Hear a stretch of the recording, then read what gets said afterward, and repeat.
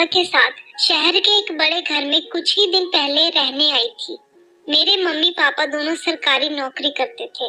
घर बड़ा होने के कारण काम के साथ साथ पूरे घर की देखभाल कर पाना मम्मी पापा के लिए बहुत मुश्किल था, इसलिए हमें एक नौकर की जरूरत थी। फिर एक दिन पापा के एक दोस्त ने अपने किसी जानने वाले के लड़के को हमारे घर काम करने के लिए भेजा। उसकी उम्र 24 से 25 साल की थी। जब मैंने उसे पहली बार देखा था, तभी से उसके मेरी तरफ देखने के अंदाज से वो मुझे बिल्कुल भी अच्छा नहीं लगता था। लेकिन वो घर का हर काम बहुत अच्छे तरीके से करता था, इसलिए मम्मी पापा ने उसे घर के काम के लिए रख लिया। मैंने शहर में एक नए स्कूल में जाना शुरू कर दिया था। एक दिन जब मैं स्कूल से घर वापस आई तो मैं काफी थका हुआ महसूस कर रही थी। मैं अपने कमरे में गई और कपड़े बदलने लगी। जब मैं कपड़े बदल रही थी तो मुझे लगा जैसे कोई मुझे खिड़की से देख रहा है। मैंने पास जाकर देखा तो मुझे किसी के वहां से भागने की आहट महसूस हुई। फिर मैंने कपड़े बदलकर बाहर जाकर देखा तो नौकर हमारी गाड़ी साफ कर रहा था। वो मुझे सर से लेकर पांव तक बहुत बुरी नजरों से देख रहा था और लगातार मुझे घूरे जा रहा था। एक दो बार मैंने मम्मी को इसके बारे में बताने की कोशिश भी की थी कि मुझे नौकर की हरकतें बिल्कुल ठीक नहीं लगती, लेकिन मम्मी ने इस पर ज्यादा ध्यान नहीं दिया। फिर एक दिन मैं सुबह थोड़ा लेट उठी क्योंकि उस दिन मुझे स्कूल से छुट्टी थी। मम्मी पापा काम पर जा चुके थे। मैंने अपना काम खत्म किया और अपने कमरे में पढ़ने के लिए बैठ गई। तभी नौकर मेरे कमरे में आया और पूछने लगा कि खाने में क्या बनाऊं। मैंने कहा कुछ भी बना दो। फिर कुछ देर बाद वो खाना बनाकर लाया तो मैंने बिना सोचे समझे खाना खा लिया। खाना खाते ही मुझे कुछ अजीब सा महसूस होने लगा और मैं बेड पर लेट गई। तभी कुछ देर बाद नौकर मेरे कमरे में आ गया। मुझे बहुत तेज नींद आ रही थी और मैं बेड से हिल भी नहीं पा रही थी। मुझे सब कुछ धुंधला सा दिखाई दे रहा था। तब नौकर मेरे पास आया और पूछने लगा, क्या आप ठीक हो मैडम? मैंने उसे बताया मेरी तबीयत खराब हो रही है, प्लीज डॉक्टर को फोन करके बुला लो। वो मेरे करीब आकर बेड पर बैठ गया और कहने लगा, डॉक्टर की क्या जरूरत है मैडम, मैं खुद ही आपको ठीक कर दूंगा। मैं उसकी बात समझ पाती उससे पहले ही उसने अपने कपड़े उतारने शुरू कर दिए।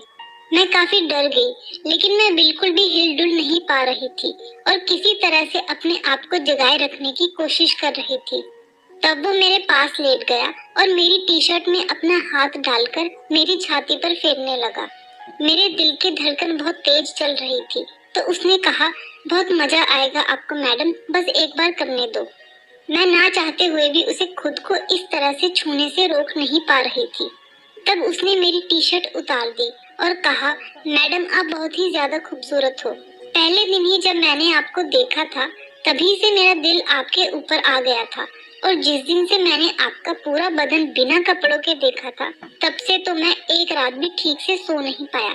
तब मुझे याद आया मेरा शक सही था, उस दिन नौकर ही मुझे कपड़े बदलते हुए खिड़की से देख रहा था। फिर उसने मेरे शरीर को छूते हुए कहा, मैडम देखो ना कितना नाजुक और मुलायम है आपका शरीर, बिल्कुल कच्ची कली की तरह हो आप, जिसे मेरे सिवा आज तक कभी किसी और ने नहीं छुआ। मैं तब तक ठीक से बोल भी नहीं पा रही थी और मैं उससे ऐसा ना करने के लिए मिन्नतें करने लगी, लेकिन उसे मेरी मिन्नतों से कोई फर्क नहीं पड़ रहा था और तब उसने मेरा पजामा भी उतार दिया। मैं पूरी तरह से नग्न बिना कपड़ों के उसके सामने पड़ी थी और वो भूखे भेड़िए की तरह मेरी तरफ देख रहा था। फिर उसने मेरे शरीर के सबसे कोमल हिस्से को छुआ और कहा, अब तो आपको भी मजा आने लग गया होगा मैडम। अब तो मैं कुछ बोलने के काबिल भी नहीं रही थी।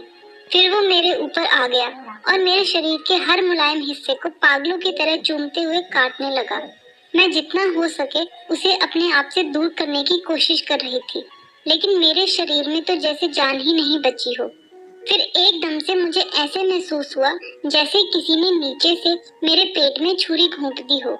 मेरे लिए वह दर्द असहनीय था, लेकिन मैं कुछ कर भी नहीं सकती थी।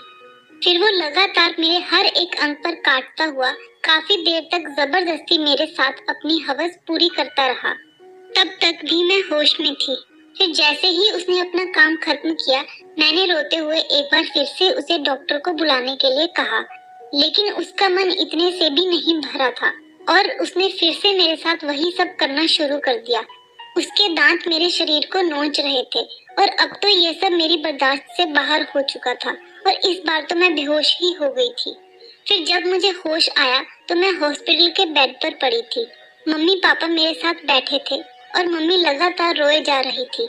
मैंने धीमी सी आवाज में मम्मी से कहा, मम्मी मैंने तो आपको पहले ही बताया था, लेकिन तब आपने मेरी बातों पर ध्यान नहीं दिया। तब मम्मी पापा ने माफी मांगी और मुझे बताया नौकर को पुलिस ने पकड़ लिया है और उसकी इस घिनौनी करतूत के लिए वो पूरी उम्र जेल में ही सड़ेगा। कई बार हम कुछ बातों को छोटा समझकर नजरअंदाज कर देते हैं, लेकिन वही छोटी छोटी गलतियां किसी की जिंदगी बर्बाद कर सकती हैं। आपको ये कहानी कैसी लगी कमेंट सेक्शन में